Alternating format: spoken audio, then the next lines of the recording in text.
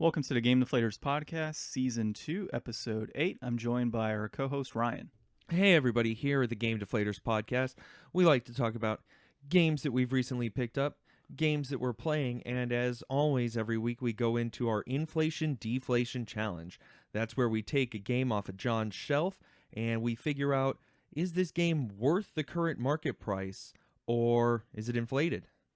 Sounds good, man. So I do want to point out, as we were just talking a moment ago, this is our 8-week anniversary. Yay, 8 weeks. 8 weeks. Well, I mean, we did have the 3 lost episodes that we'll release at some random point in time, considering they're lost episodes. Maybe a package of... We don't even know where they're at. You mean you lost them? That's the point, isn't it? Oh, well, damn. Well, dude, I think if we do find them, we'll release a Lost Episodes trilogy. I think it'd be perfect. So we'll get that out to people that do subscribe to us and listen up. So, as in all weeks, let's go ahead and start some of our recent pickups. So I had the eBay bug a few days ago, and I realized that I needed a copy of an RPG. Wanted a copy of an RPG that needed to fill my shelf, and that was MS Saga on the PlayStation 2.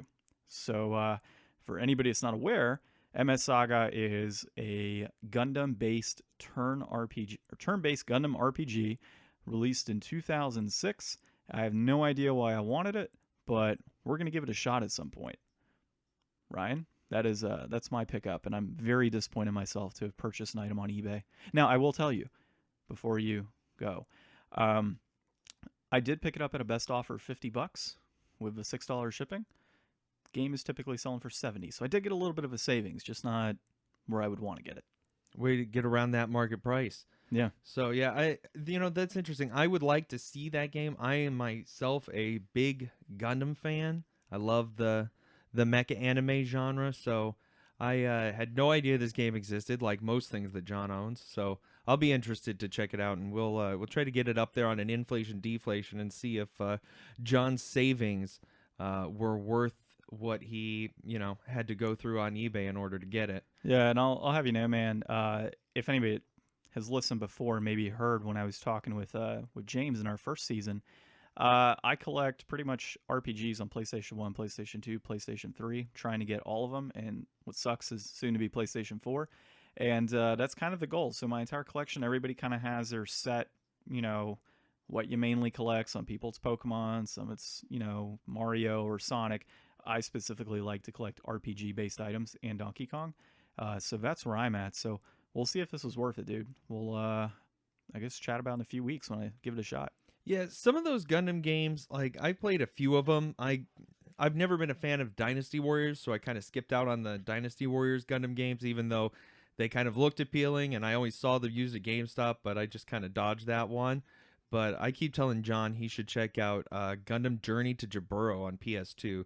That's a game I put a lot of time into back in the day, and I'd love to be able to play that again. So if I can get John to buy it for me, hey, it'll be that much better for me. All the savings. I'm your gaming sugar daddy. Is that what this is? Exactly. Yeah. So this week I got a bit of a deal myself. I'm, as always, browsing the Switch eShop for anything that's on a discount. So I went in this week, and I've been watching the completionist on YouTube playing through Enter the Gungeon on the Super Beard Bros. So it looked really fun. I had some friends that used to play the hell out of it. I know that there's a lot more going on there in the background, like the ways to actually beat the game and like the different paths that you can do to get the true ending and stuff like that. So, but I'm just kind of having fun, running through, shooting stuff, collecting all the weird guns and seeing what they do. It's a lot of fun. It's a good time. I've been enjoying it. Got it at a little. It might have been like a couple bucks off or something, but it's just another filler title to pack out my library. I'm not trying to collect anything specific other than good games for good prices. I see what you did there. Throw me under the bus. Yeah, it sound like I exactly. just buy anything and everything, which may not be untrue. Yeah, man. So obviously you're on a big indie kick. So that's primarily what you've been playing. I currently am still playing Pokemon Let's Go. Still enjoying it. just have had a difficult time keeping up this week. A lot of personal stuff in life need to get done. But I can tell you, I did get to Fuchsia City. And as we know, Fuchsia City is a home of the Safari Zone, or once was the home of the Safari Zone, unfortunately. They took out Safari Zone? It's totally taken out. It pisses me off, dude. So they've replaced it, and this is what's going to anger you because obviously you're not a Pokemon Go player. I'm barely a Let's Go player at this point. I'm still in Mount Moon. I'm so disappointed. So does that mean you've conceded to be the very best?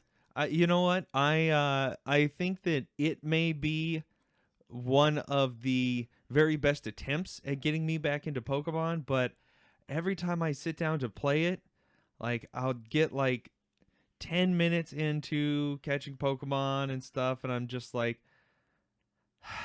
I mean, I'm not sitting here wasting my time grinding through stuff, but it's like I either feel like I don't know, I just feel like I'm wasting my time. Like I feel like I could be pushing more missions out in Red Dead, or trying out more Gungeon, or doing other things. There's just other games that when I sit down to play take up more of my headspace, and every time I sit down and play Pokemon, it's for like 10 minutes, and I'm just like, I'm sitting here playing Pokemon wishing I was playing something else. I'm just going to play something else. So it's like I haven't had like, if I had like a long car ride where I was going to be stuck going somewhere and it was the only game that I had in my Game Boy, somehow I feel like maybe that's what even pushed me as a kid to get through Pokemon. I mean, that and, all of the advertising and marketing and constant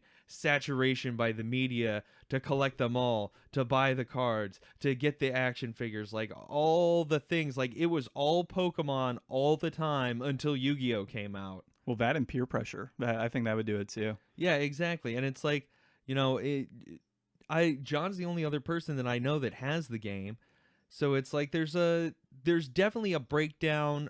I thought it would be more the mechanics changing that would help me out, but I think it's just one of those things where it's like I was more involved because a lot more of my life was involved with Pokemon because all my friends were playing it. I watched the show all the time. I collected the cards, and it's like when so much stuff is pulling you that way, it really feels like you want to be a part of it. But with it just being kind of out there as its own kind of thing, and it's just me, and John's like way ahead of me. It's like, and what's the point in, I hardly see the point in trading in this anyways, because it's not like you're not going to catch 100,000 of everything anyways. Well, and here's the thing, dude, that I think is going to frustrate you the most about the Safari Zone is it integrates with Pokemon Go. So it's not Safari Zone anymore. It's like the Poke Park or something. And it integrates directly with Pokemon Go. And you turn on Pokemon Go and you turn on the actual Switch game and you just kind of link them like right off the bat. And it's like, oh, who do you want to transfer? You could transfer X Pokemon into your game and then catch them. But the thing is, they never run away. So they're always there.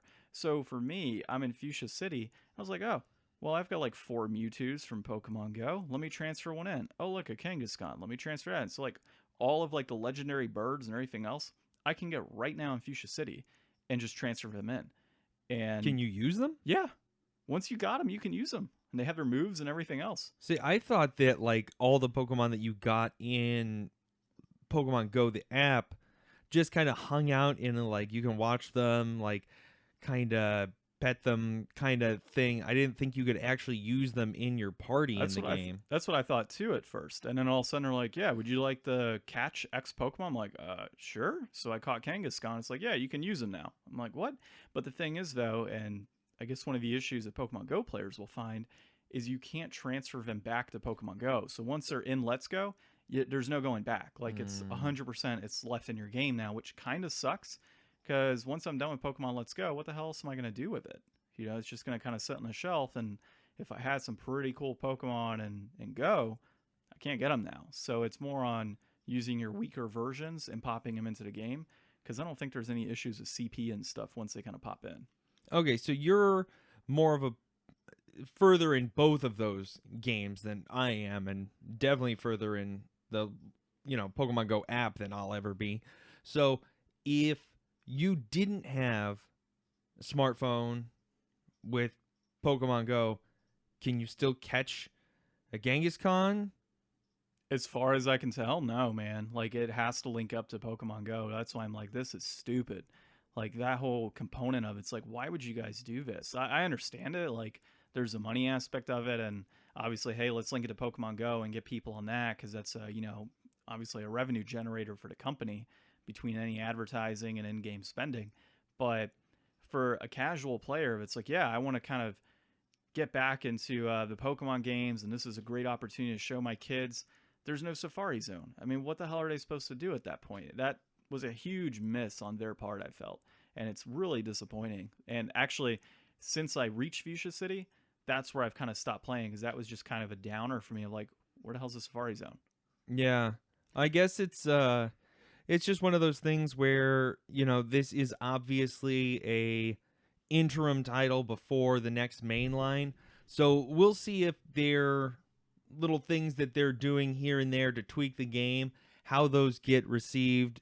And then that other project that they're working on, Town, I think it was called, once that's out and everybody gets the reception on that, we'll see what else Game Freak has in the tank when it comes time for the next Pokemon. And that's the thing. It's like, it's one of those things where I don't know how much they really have to change it because everybody, including me, for the most part, eats it up.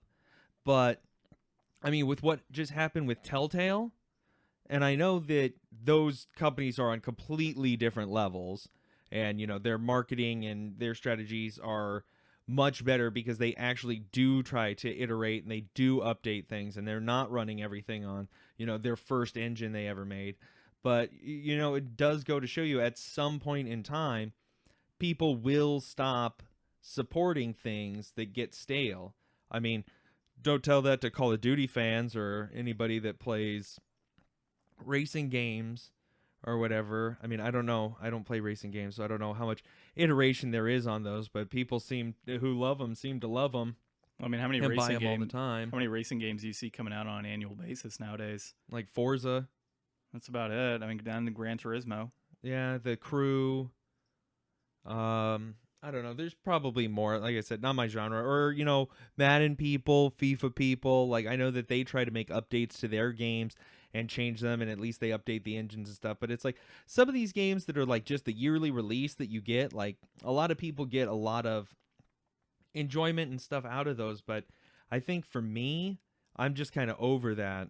And I know we've talked about this before, but going back to Red Dead, which I'm still playing, I'm at the point now where I was like, okay, I know online's going to be launching soon. I got to start getting through this story because I want to be able to have beaten the story because my friend said it's like one of the best stories that he's played in a game in a long time. So rather than taking the time to just sit around and be Arthur and, do chores and go fishing and go gambling and all that stuff, I'm pretty much just trying to pound through the story missions now. And it's definitely picked up the pace a lot. It's definitely changed how I'm engaging with the game and what I'm really looking forward to is seeing this story playing out, but then getting back to that fun, easygoing cowboy lifestyle that I was having a great time with for like my first 20 hours in the game, doing a lot of that, but online with my friends.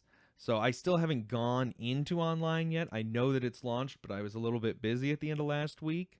So, I'll definitely try to get on and posse up this coming week so that I can talk about that a little bit more, and hopefully I'll be through a lot more of the story mission. I mean, sometimes it's crazy. Like, I sat down the other day and played for like 2 hours. I think I did 3 story missions, and it only bumped me up like 2.5%.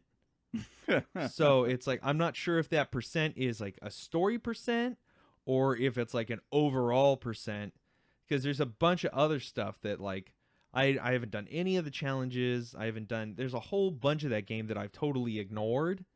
And that's kind of why I want to get online too, because I want to see it's like all right, all this content that I've been ignoring in the main game, am I going to want to see if that's stuff that I can do in online as well?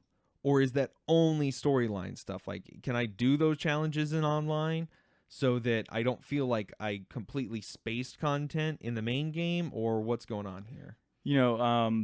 Your point actually on is that like full game percentage or storyline percentage, I would probably put down a bet, not really looking into it, but that's probably total game percentage. And that's just from experience in playing games of that nature, mainly Bethesda games, but also, like Horizon Zero Dawn, for example. Whenever it was like, yeah, you're at 60%, that for me was 60% gameplay. Like I hammered through that game with a ton of stuff. But to your point, it kind of got to where I was like, yeah, I'm done just kind of being the main character now. I want to actually like complete the story and do stuff. Like it started to get kind of stagnant to where, yeah, let's go ahead and finish this up. Hopefully when I get to Red Dead, it's not, I feel exactly how you do. Let's go ahead and get a bunch out. And then, all right, now it's time to keep playing the story. Yeah, and it was definitely a good way to approach it. Like, I'm glad that I didn't just hammer through it from the beginning, and I took the time to kind of really fully appreciate the polish on it. And, I know I already talked about this last week and probably a little bit the week before, but, like, their evolution of the Rockstar game and how they've innovated and what they've changed and how they've made it more engrossing is kind of exactly what we were talking about with like the Pokemon and the Telltale and, the Bethesda with the Fallouts and the Skyrims and all the stuff. It's so many of these games anymore. And that's really why I'm drawn to all these awesome indie games on Switch, because it's just like, it's so great to get something that's so uniquely itself without having this big, long history behind it that you have to compare it to. Well, that's kind of why I like looking at, all the retro titles and stuff behind you, is that there's so many titles that were like the first of their genre, like on that wall behind you, that you can pick one up and say like, wow, this is great. I've never played this type of game before. Or you can say, I have played this game before, but this is what it was, years ago. And it's fresh to you in that sense. By the way, on Bethesda, I mean, let's go ahead and talk about Fallout 76. I'm just kidding. There's nothing to talk about Fallout 76. Actually, I did hear something about Fallout 76. John, you are the perfect person to talk to this about because you're obviously into collector's editions and stuff. You got your big, beautiful owl boy, your Nino Kuni sitting here on the ground that I still don't think you've actually opened. No. I will have you know that the tape around it has been open. I have flipped through the art book. Okay, cool. But the game itself hasn't, no. Okay. So here's what happened. They released a Power Armor edition of Fallout 76.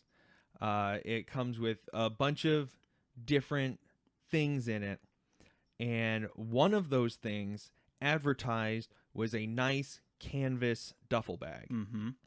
Now, that duffel bag appeared in all the promotional art or photos and stuff for it, was listed as a, canvas duffel bag in all the descriptions, even post-launch, but it was swapped out with a very cheap nylon bag instead, and people got like upset about that, and I don't know exactly who started it, but somebody sent them a thing being like, hey, this is not like what was advertised, and it wasn't just an automatic generated response, but it was just them coming out and being like, oh, yeah, that was a prototype. It was too expensive. We're not going to do anything about it. Sorry. I'd be interested to see what Game Grinder has to say about it, because I know for a fact that he actually did a review on the Power Armor edition. So I'll link that in the YouTube description for this upload. Yeah, I mean, everybody check out Game Grinder on YouTube and his review of the Power Armor edition. I know he truly enjoyed at least the headset component. I didn't get too deep into his Power Armor edition because just not really something I'm into right now in collecting that particular version. But what would you have thought if you had picked up expecting one thing? Like, I got the GTA 4 special edition, and I still use the stuff that came with it. It came with like this nice duffel bag that I've used on a lot of like overnight trips and stuff. It's held together well for years now, and it came with this nice like lockbox, just like one you would pull out of a shelf at a bank. I use that all the time. I keep like a bunch of my cords and stuff, accessories and stuff in there. So it's like I use that stuff constantly in my life, and it's held together really well because of the quality. So as far as collector's editions are concerned, somebody like me, I probably would have looked into that initially. So if I read every single description so I always read descriptions on every collector's edition I ever buy. Like, what's the statue made out of? How tall is it? What's the color on it? What's it limited to? Am I buying something that's going to be thrown, to 100,000 people versus, 6,000 like with Owlboy? So I look at all those types of, pieces of a collector's edition. And if the actual description, and I haven't looked too much into it, but say, for example, you went on GameStop's website and the description said what it was made out of, I would go ahead and if it said nylon, I would not have bought it. Or I wouldn't have complained about it when it came through because I read the description thoroughly. Now, if it was all put down as a canvas duffel bag throughout every single description, all the way up to launch after they had my money, and then I got it, then yeah, I'd be pretty pissed off at that point in time. Yeah, Are you pulling it up right now? Yeah, so there's the advertised of what they were going to have come out. And while he's looking at that, I will say that they did end up offering some compensation. What they ended up coming out with was a 500 Atom, which is their in-game premium currency rebate for everybody who bought that edition. Now, from what I can tell and from what I've heard is that 500 isn't even enough to cover most basic things. Like, I guess that the Fallout Power Armor Edition also comes with a mailman outfit, which is 700 Atom if you were to buy it on its own. So they're giving people money, in quotation marks, back, but what they're really giving you is just enough that if you give them more money, you can get something out of it. So it's a little bit of a bait and switch. We're going to give you something back, but it's really just a ploy to get you to spend more money, and you already spent more money buying a better edition of the game. So they're kind of double dipping into trying to dupe people out of their cash on this deal. Yeah, I mean, I'm on GameStop's website right now, and it does say Canvas West Tech duffel bag. And if you look at it, it looks like a straight-up duffel bag. It doesn't look like nylon. So, I mean, yeah, if I purchased this, I'd be pretty PO'd at that point. I would honestly try everything I could to return that. I mean, it's still advertised as that.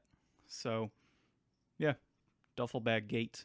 We'll see what happens in the long run on that. Maybe we'll tie people in down the road as we get more news on that. Yeah, here, I'll show you. Here's the famous picture that's going around of what somebody actually got. Yeah, it basically looks like a cheap poncho. Yeah, basically. Yeah, no, I see it. Yeah. And, I can't remember, did we talk about the Nintendo Switch with the bundle for the Smash Bros? Yeah, we did a while back. We did? Yeah. Okay, yeah. It's kind of one of those things, like, after I saw that, and then I heard about this Atom refund that they were doing on that, it's like, it's a little weird for me when you get money that you spend up front for something, and it's really just an encouragement to try to get you to buy something else. Well, and yeah, I know, that kind of pisses me off all the time when companies attempt that, but looking at the previous Fallout collector sets, I honestly, as a collector of collector's editions, whenever I can get my hands on one I like, they've typically released pretty good damn collector's editions. I know James has, I think for a PC version of like all of the Fallout games leading to, I think it's Fallout 3, they released like a mini nuke. Oh yeah, I've seen that. Yeah, that's like, real cool. Yeah, it's one of the coolest things that's on his shelf. I mean, that is one awesome piece. And they've released super cool stuff like that down, in the past. The Pip-Boy, all those types of things. So with a canvas bag, for them to be like, oh, that was too expensive, that's complete BS. Especially if it being a limited edition anyways. In that case, just raise it up 20 more bucks to put down that, extra money. I think that was just them really screwing up on the actual advertising descriptions and really not taking the the thought to say, you know what, we should probably put out the actual canvas bag. Well, versus and with the nylon. reviews for the game itself, it's like these poor people didn't even get a decent game, let alone things worth the value of the money that they were playing. Like, if you spend all this money to get extra items that suck on top of a game that sucks, like, how duped do you feel? You spent, like, I don't know how much the edition was, but whatever it was definitely worth way more than, what they got out of it. A nice solid 6 out of 10 worst reviewed Bethesda game ever, worst Fallout game ever. Well, and I wonder how much of that's really factoring into Bethesda's decision on whether or not to like do refunds and offer up a canvas bag and that type of stuff. Because, hey, look, you guys just put us on blast for the last couple weeks, completely severed the game in terms of reviews, didn't give us a chance to fix any bugs, which, granted, there's no excuse. Those bugs should have been fixed before it went out. But, I mean, especially game breaking, like PC players haven't been able to play it. Bethesda's not known for, doing bug fixes. I mean, I still have bugs on my Switch version of Skyrim, and that game's been out for 10 years. Yeah. I was playing Fallout 3 years ago on an Xbox 360, and it was a game-breaking bug that wouldn't allow me to progress throughout, and there were characters flying in the middle of a nuclear blast zone. So, yeah, no, I totally get it. And the fact that they're unwilling to do that, they're probably like, you know what, screw it. We've already got your money. You bought the game. You can't return it. And you're going to put us on blast for review, so why are we going to do anything extra? Here's $5. So I totally see both sides and what's going on. But, yeah, Bethesda, you suck. So that's something that might stop people from playing games. But now we want to switch over and talk about what got us started playing games. I'll have you know, it was a very good transition to the next topic, Ryan. Exactly. Yeah. I brought my segue today. So, Ryan, I mean, we talked about it. What was your first? So, when I was a kid, like 4 or 5, my parents had a Super Nintendo, and I don't know if they got it for me or if they played it. I don't really think they did, because they only ever played it with me. I had 2 games. I had Donkey Kong Country and Super Mario World. I played Mario with Mom. I played Donkey Kong with Dad. And at night, they played both games together without you interfering. Right? It was very skillful. So, but when I was a kid, I would play that with them because, like I said, I was 4 or 5. I had no idea what the hell I was doing. But one of my earliest gaming memories is I remember hanging out with a neighborhood kid, and he showed me and my mom how to get to Star Road and how to get the secret area in Mario World where you could go and get like the capes and the Yoshi like whenever you wanted. So it's like that really opened up the idea of how much more gaming there is than just kind of sitting down and, trying to just get through something. Like, it really showed me that there is more out there, and there is a deeper level in these games that you can get into. And that's really kind of where my whole journey with gaming started, and that really hooked me. Yeah, man, definitely. That's one of my games as well. And before I go into mine, we're going to challenge Game Grinder to tell us who his first was or what his first was. And PK with PK versus World, that's his YouTube channel. He now has a Facebook page, though, called Retro Reviews 1. So check him out as well. But we're going to put both of those guys on blast to go ahead and do their first game experience that transitioned them into where they are today. All of you subscribers out there, all 7 of you, go to their channels, put them on blast, tell them we sent you. Exactly. You tell them, and then you subscribe too. And then anybody in the future who goes back and listens to this because they're waiting for our next new episode to come out, and they're like, hey, I wonder what Season 2, Episode 8 sounded like for whatever reason. You go put them on blast again. Yeah, and at that point, 2 years from now, we might be at 15 subscribers. Woo! Yeah. So, all right, let's go ahead and stop making ourselves feel terrible. My first game that I got, so I received the Super Mario All-Stars Plus World Bundle when I was a kid, and I'm shooting myself right now for not saving the actual box of that game because I tossed everything when I was a kid. So upsetting. But I had the bundle for that console, the Super Nintendo, and yeah, I played a lot of Super Mario World as well. played a lot of Lost levels, which James can tell you next time we speak with him that I am absolutely ridiculous at Lost levels. I don't know how I got so good at that game, but that is one of my favorite Mario games of all time.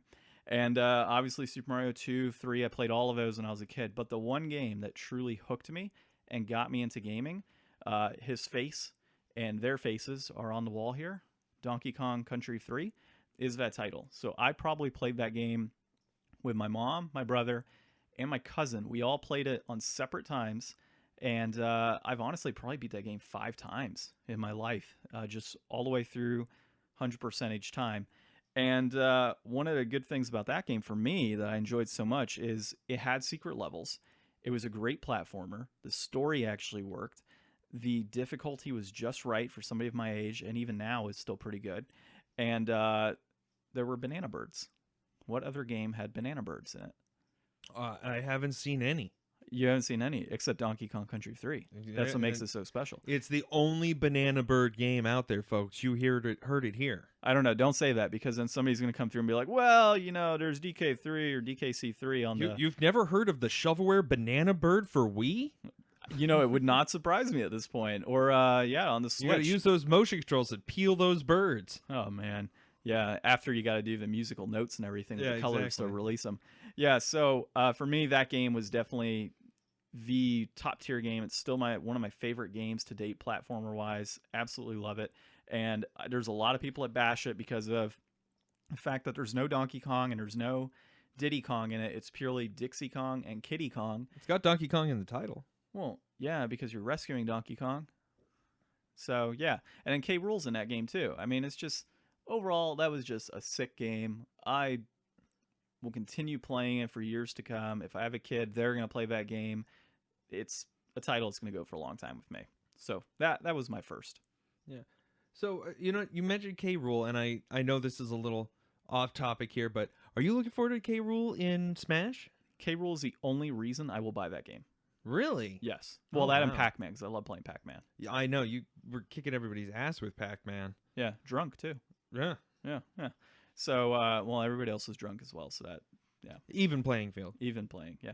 So, actually, K. Rool is one of the key reasons. When I saw K. Rool was announced for Smash Bros., I was like, yep, that's the reason I will get this game. Now, I'm not going to get it right away, saving up some money for some other things, but yeah, that is totally the reason I'll get that game. And obviously, whenever you come over or we all hang out as a group, we'll probably play some Smash Bros. Yeah, that's going to be a good time. I think that, this has been a really great year for gaming, and we'll probably, before the end of the year, we'll sit down and we'll put together like a top 10 or, just a look back at the great year of 2018 gaming. But if we jump back even further, all the way back 20 years ago, almost, to 1998, we have this week's Inflation Deflation Challenge with Skull Monkeys for the PlayStation 1. Released in January 1998, Skull Monkeys is a platformer. It is published by EA, developed by Neverhood Inc. It's a real interesting graphic style of claymation, the likes of what you've seen in Clay Fighters and Chicken Run and Wallace and Gromit. Yeah. And what was it? Prometheus and Bob on Kablam? Honestly, I don't even know. Chicken Run and Wallace and Gromit as far as I go of claymation. Gumby.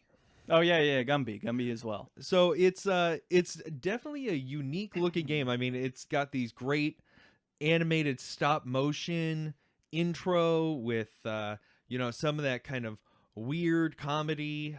We got to a point where there was a cutscene where they were singing a song about the beans magical fruit, more you eat the more you toot, and then he farts out of this straw hair that he has. It was definitely something that is much more akin to what you would think of as like late 90s kind of like edge kind of humor for kids. Not Ren and Stimpy far, but Close. Yeah. Yeah. I did like the homing birds as well that we got to. That was actually pretty cool, launching off a seagull to You heard it here, folks. Homing birds. Only game with homing birds. I don't know if I go that far. I mean, I've played some raving rabbits, and I'm sure there's something like that in there. Yeah, dude, that game was actually pretty cool. I definitely enjoyed the art style, the claymation, and everything. It did kind of make me a little sick in a sense, like the camera panning side to side from time to time. But yeah, overall, I thought that was a pretty interesting title, and it's only, I think, how long to beat had it, like 6 hours. Yeah, How Long to Beat's got it coming in at 6 hours, and price charting, this has it coming in complete inbox, $54.99. So about what you would pay for a full price title now, but 20 years ago with claymation. Yeah, and if you kind of consider the 6 hours, what is that, a Call of Duty campaign? Yeah, about. But no online gameplay or any of that functionality. What is it loose right now? Loose $30. Okay, so that's our basis right now. We'll go based on loose. I don't know if anybody in their right mind needs to pay $55 for a manual and cover. The only Your reason cover's pretty nice. He's got the holographic cover. Oh yeah. Well, the paper. So that's actually the plastic cover. If you're not aware or familiar with those, they have a plastic cover with like another sheet on top that has that kind of refractor type of vibe to it, and you can put that with any single game. I would believe you can put that with any game, and it should change the cover. So actually, we should try that after this. I haven't done it before. I know it works with Crash Team Racing. No, it's not Crash Team Racing. It's Wrath of Cortex, I want to say. Crash Wrath of Cortex #3. So, yeah, let's go ahead and after we get done recording, let's fiddle around with that, see if we could change some covers up. We'll see if we can't upload some video to the YouTube or Facebook. Instagram. Push Instagram, sir. Pushing the Instagram at Game Deflators. Yeah, well, yeah, it is. I think it's the Game Deflators on Instagram. You'll find Game Deflators. There's no other Game Deflators. We are the only Game Deflators. Everybody else pushing up the prices, we're here to bring them down, folks.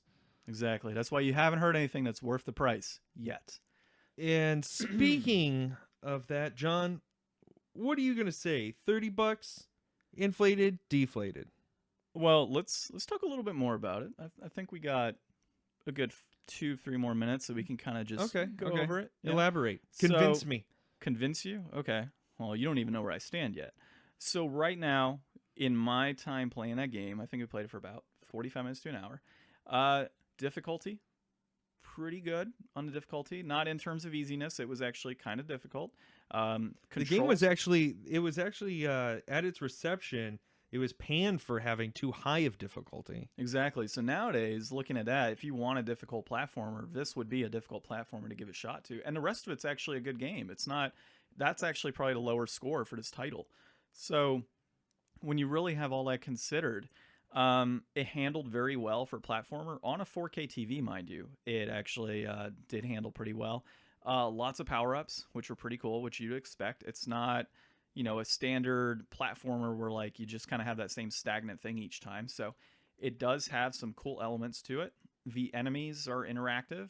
We didn't get too far into the game, but I would imagine the enemies get more difficult, and there's probably additional things. So we had, right when we finished playing, some of the other skull monkeys actually turned into fire and ran around, and you had to get them just before they turned into fire, and it was just a split second to be able to do that.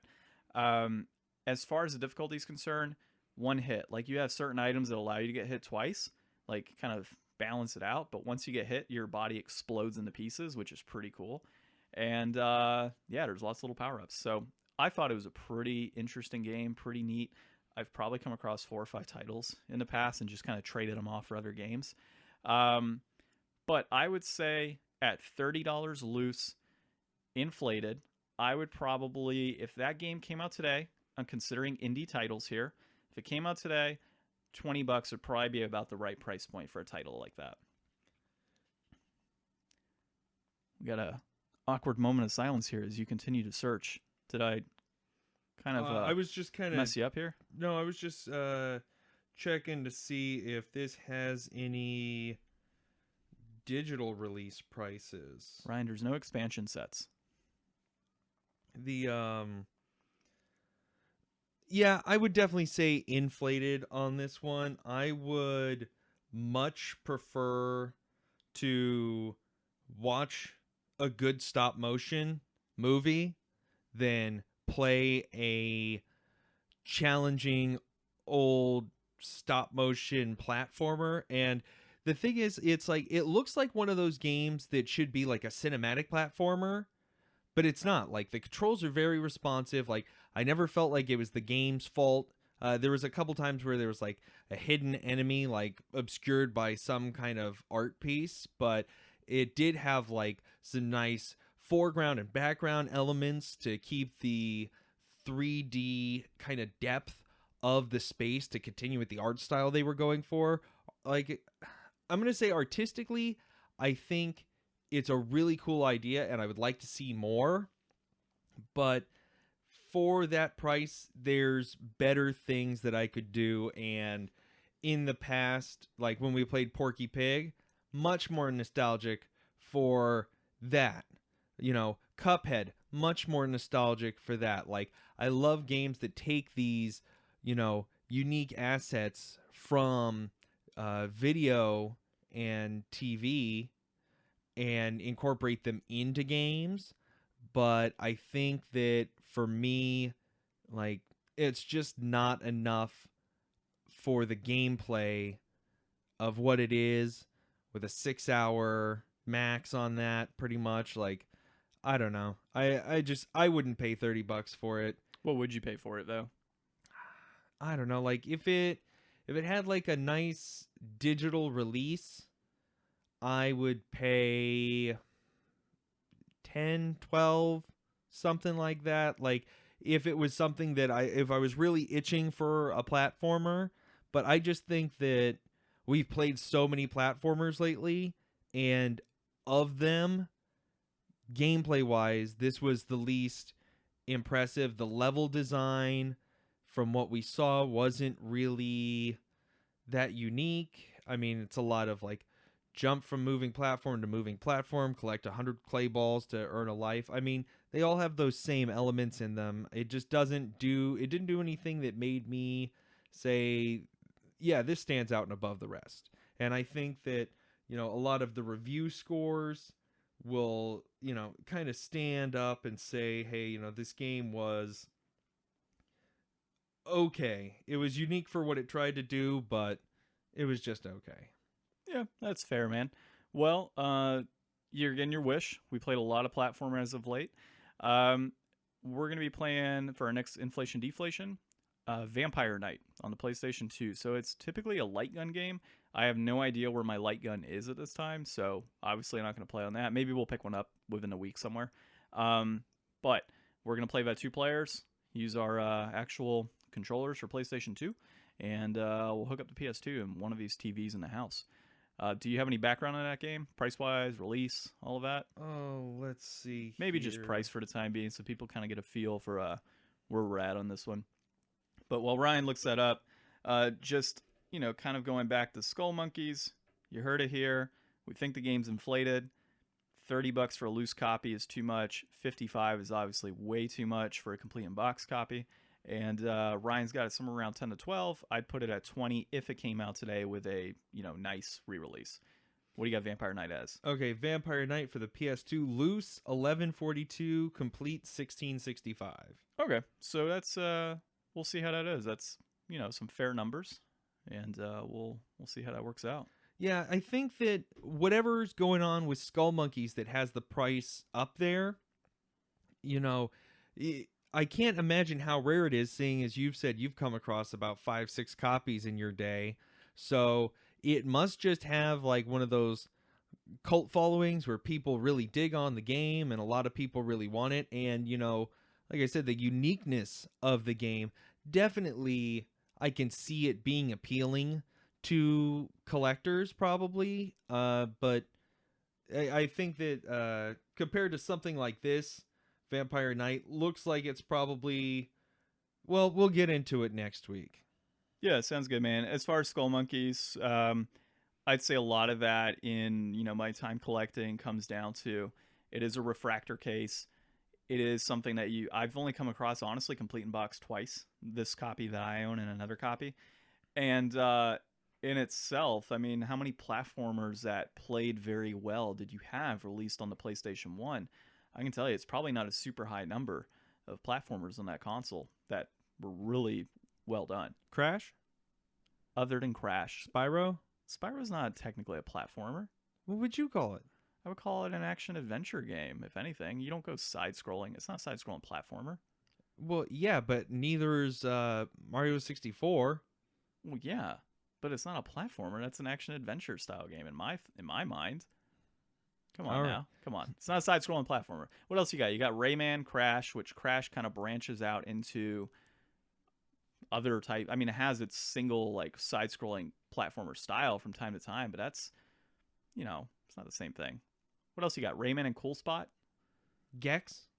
And Gex? Come on, who plays Gex? I Really? played some Gex back in my day. Well, yeah, I mean, we all kind of played some Gex back in our day for, like, maybe an hour, and then we put it down. Come on now. I don't know. There's lots of stuff out there. Internet, let John know about all of the other platformers and also what the definition of a platformer is. Secretly, what we want you guys to do is put us on blast so we get lots of comments and people come to the channel. I mean, I didn't say that. All right, well, I think that concludes our episode this week. So this is Season 2, Episode 8 of the Game Deflators Podcast. So my name is John. And I'm Ryan. And we are The Game Deflators. the Game Deflators. Thanks, everyone.